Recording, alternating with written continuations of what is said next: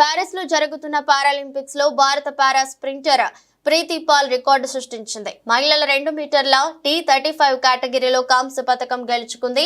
దీంతో track and field లో 2 పతకాలు సాధించిన తొలి భారతీయ మహిళా అథ్లెట్ గా రికార్డుకెక్కింది. ఆదివారం అర్ధరాత్రి జరిగిన 200 మీటర్ల రేసులో ప్రీతి కెరీర్ లో బెస్ట్ ప్రదర్శన చేసింది.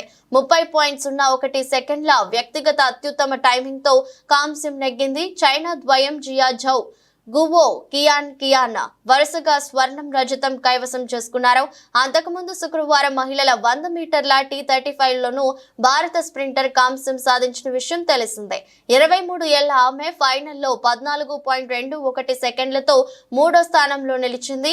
యూపీకి చెందిన ప్రీతి సోషల్ మీడియాలో పారాలింపిక్ గేమ్స్ క్లిప్లను చూసిన తర్వాత 17 ఏళ్ల వయసులో పారా స్పోర్ట్స్ పట్ల ఆసక్తి పెంచుకుంది.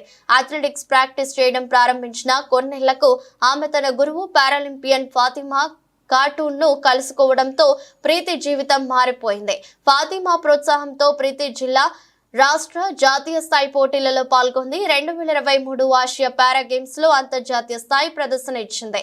దాంతో పారిస్ పారాలింపిక్ గేమ్స్ కు అర్హత పోటీల కోసం ప్రీతి ఢిల్లీలోని జవహర్ లాల్ నెహ్రూ స్టేడియంలో కోచ్ గజేందర్ సింగ్ వద్ద శిక్షణ పొందింది.